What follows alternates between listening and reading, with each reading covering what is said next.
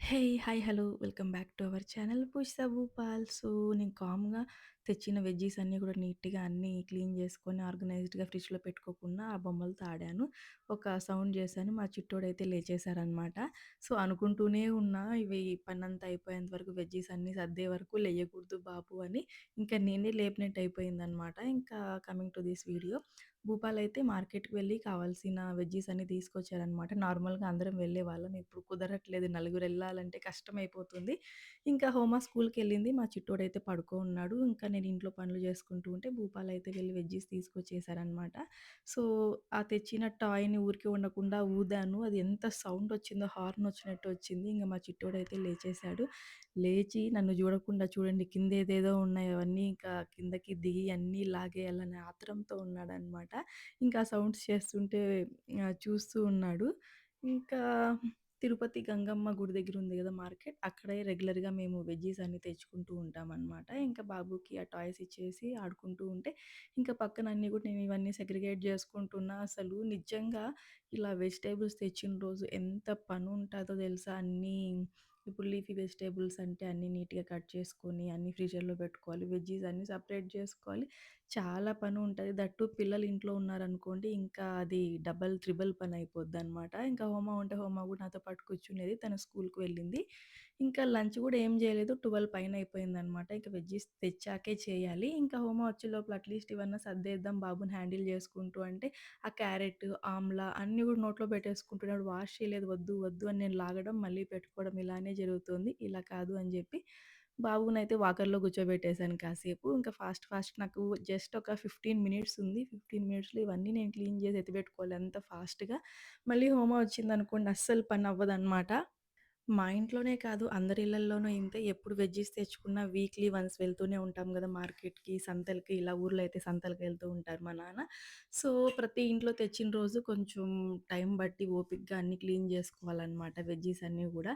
So, ఇలా జేయడం వల్ల వీక్ అంతా గూడా చాలా ఫాస్ట్‌గా మనకు కుకింగ్ అప్పుడు చాలా యూజ్ అవుద్ది. ఇంకా మీల్ ప్రెప్స్ అని ఈ మధ్య చాలామంది వీడియోస్ పెడుతున్నారు. చూస్తుంటే నాకు చాలా అనిపిచ్చిందనమాట. మంచిగా యూజ్‌ఫుల్ అవుద్దేమో మనకు గూడా ఎప్పుడైనా ట్రై చేయాలి అని. అలా జేయడం వల్ల గూడా మంచిగా మనకి టైం సేవ్ అవుద్ది. ఇంకా నేనేం వర్కింగ్ గాదు ఇంట్లోనే గాబట్టి నాకంత అవసరం రాలేదు. సో, మీల్ ప్రెప్స్ గూడా చేసుకుంటే మనకి ఇంకా వీక్ డేస్‌లో చాలా చాలా హ్యాపీగా కుకింగ్ అలా ఈజీగా వెళ్ళిపోతూ ఉంటదనమాట. ఇంకా నేను గూడా ట్రై చేద్దాం అనుకుంటున్నా మీల్ ప్రెప్స్ ఇలాంటివి. కానీ పిల్లలు ఇంకా చిన్న పిల్లలే గదా! వాళ్ళకెందుకు అంత ఫ్రీజ్ చేసి నేను పెట్టడం నాకేం పెద్ద పనేం లేదు గదా! కుకింగ్ పిల్లల్ని జూసుకోవడమే నా పెద్ద పననమాట. సో, ఇప్పుడు గాదు కమింగ్ ఎప్పుడైనా నేను ఫ్యూచర్‌లో ట్రై చేస్తా డెఫినెట్‌గా మీల్ ప్రెప్స్ ఏదైనా కొంచెం బిజీగా ఇలా ఉన్నప్పుడు. ప్రస్తుతానికైతే మీల్ ప్రెప్ ప్లాన్ ఏమీ లేదు కాబట్టి, మా వీక్‌కి సరిపడా వెజ్జీస్ ఇలా వీక్లీ వన్స్ మార్కెట్‌కి వెళ్లి తెచ్చుకుంటామనమాట. ఇంకా నాన్ వెజ్ విషయానికొస్తే చికెన్, మటన్ ఇంకా ఎగ్స్ అన్నీ కూడా అప్పటికప్పుడు తెచ్చుకునేస్తూ ఉంటాము. పన్నీర్ అయితే డీమార్ట్‌కి వెళ్ళినప్పుడు మంత్లీ వన్స్ తీసుకొస్తా. లేదు అంటే నేనే ఇంట్లో చేస్తాను. 1 లీటర్ పాలతో పన్నీర్ చేస్తే మాకు 200 ప్లస్ గ్రామ్సే పన్నీరొస్తది. ఒకరోజు కర్రీకి మంచిగా సరిపోద్దనమాట. సో, ఇలా నేను ప్లాన్ జేసుకుంటాను. నా వీక్‌కి సరిపడా వెజ్జీస్ అన్నీ గూడా పిల్లలకి ఏం తినిపియాలో అవే తీసుకొస్తామనమాట. ఈ వీక్ ఈ వెజిటబుల్స్ ఉంటే నెక్స్ట్ వీక్ ఇంకో ఆల్టర్‌నేట్ వెజిటబుల్స్ అన్నీ గూడా చేంజ్ చేస్తూ ఉంటాననమాట. మా పిల్లలిద్దరూ గూడా మంచిగా మేము తినే కర్రీసే పెట్టేస్తున్నాము. హోమాకైతే అలవాటయిపోయింది. బాబు 1 ఇయర్ 20 మంత్స్ బేబీ. కానీ ఇది కొంచెం కారంగుంటది వద్దు అంటే మేము తినేటప్పుడు ఒస్తాడు. సరే నోట్లో పెడితే కారంగున్నా గూడా మళ్ళీ వాటర్ తాగి మళ్ళీ కావాలని ఏడుస్తాడు. వద్దు, వద్దు అన్నా. సో, తను కారం గూడా తింటున్నారనమాట. కొంచెం యాడ్ చేసి మేము తినే ఫుడ్డే తనకు గూడా కర్రీస్ అన్నీ పెట్టేస్తున్నాము. సో, ఇలా నాకు కొంచెం ఈజీ అయిపోతుంది. సెపరేట్‌గా కుక్ చేయకుండా బాబుకొకటి, మాకొకటి అలా అందరికీ ఒకేలా కుక్ చేయడం. మా బాబు అయితే మా హోమాని చూస్తూనే తినడం నేర్చుకునేసాడనమాట. ఇంక హోమ అయితే నన్ను జూసి మోస్ట్‌లీ నేను, హోమ కలిసే తింటూ ఉంటాము. నేను ప్రెగ్నెన్సీ టైమ్‌లో ఉన్నప్పుడు గూడా. సో, తనకలా అలా అలవాటయిపోయింది. మా చిట్టోడికైతే వాళ్ళ అక్క తినడం చూసి ఇది తినాలి, అది తినాలి అని చాలా ఇంట్రెస్ట్ అనమాట. ఎవరు తింటున్నా గూడా మళ్ళీ వెళ్ళి అంటాడనమాట. ఐ మీన్ అన్నం పెట్టాలి అని చెప్పి తను ఫుడ్ తినేసున్నా గూడా ఎవ్వరు తింటున్నా వెళ్ళి మళ్ళీ ఒక ముద్ద తింటారు. నా దగ్గర, హోమ దగ్గర, వాళ్ళ నాన్న దగ్గర. ఇన్ కేస్ ఇంట్లో రిలేటివ్స్ ఉంటే వాళ్ళు తినే అప్పుడు గూడా వెళ్లి తినాలి అని ఇంట్రెస్ట్ చూపిస్తారనమాట. అలా ఇంట్రెస్ట్ ఉంటే చాలు పిల్లలు మంచిగా ఫుడ్ అయితే తింటారు. సో, మా పిల్లలతో నాకెలాంటి ఇబ్బంది ఉండదు. ఫుడ్ విషయంలో గానీ, నిద్ర విషయంలో గానీ టైమ్ టు టైమ్ పడుకుంటారు. టైమ్ టు టైమ్ తింటారు. So lucky.